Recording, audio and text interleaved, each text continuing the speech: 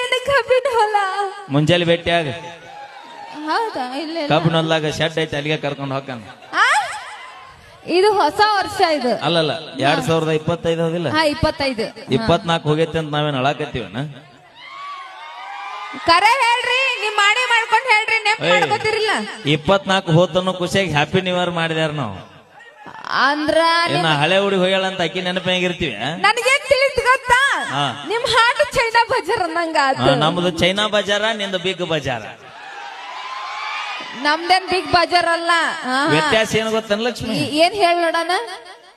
ಗಣಮಕ್ಕಳದು China Bazaar ಅಂದೆಲ್ಲ. ಹೌದು. ಈ China ಬಜಾರದೊಳಗ ಶ್ರೀಮಂತರು ಬಡವರನ್ನು ಭೇದ ಭಾವ ಯಾವತ್ತೂ ಇರಂಗಿಲ್ಲ. ಹೌದಾ? ರೊಕ್ಕ ಇದ್ದವ ಆಟ ಅಲ್ಲ, ರೊಕ್ಕ ಇರ್ಲಾರ್ದವ ಬಂದ್ರು ಕೊಟ್ಟು ಕಳಿಸುವಂತ ಮನಸ್ಥಿತಿ ನಮ್ದು ಚೈನಾ ಬಜಾರ್ ಇರುತ್ತೆ. ನಿಮ್ಮದು ಬಿಗ್ ಬಜಾರ್ ಎದಕ್ಕಂತೀವಿ ಗೊತ್ತನ? ಎದಕ್ಕ? ಬರೇ ರೊಕ್ಕ ಇದ್ದವ ಆಟ ಒಳಗ ಹೋಗಿ ಹೊರಗೆ ಬರ್ತಾನೆ ಇಲ್ಲಿ. ನಾ ಹಂಗ ಅರ್ಥದ ಮ್ಯಾಗ ಹೇಳಿಲ್ಲ.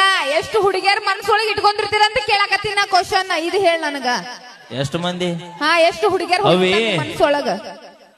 ಹನುಮಪ್ಪಗನ ಮುಂದೆ ಬೆಳಗಾಕ ಸಾವಿರಾರು ದೀಪ ಇರಬಹುದು. ಆಂಜನೇಯಗ ಬೆಳಗು ದೀಪನ ಬೇರೆ. ಊರು ತುಂಬಾ ಸಾವಿರಾರು ಹುಡುಗಿಯರ್ ಇರಬಹುದು, ನಮ್ಮ ಮನಸ್ಸಿನಾಗಿರೋ ಹುಡುಗಿನ ಬೇರೆ. ಸಾಧ್ಯನೇ ಇಲ್ಲ. ನಮ್ಮಂತ ನಿಯತ್ತಿಗೆ ಇನ್ನೊಬ್ರು ಯಾರು ಇಲ್ಲ. ಹೆಂಗಂತ ಕೇಳ. ಹೆಂಗ?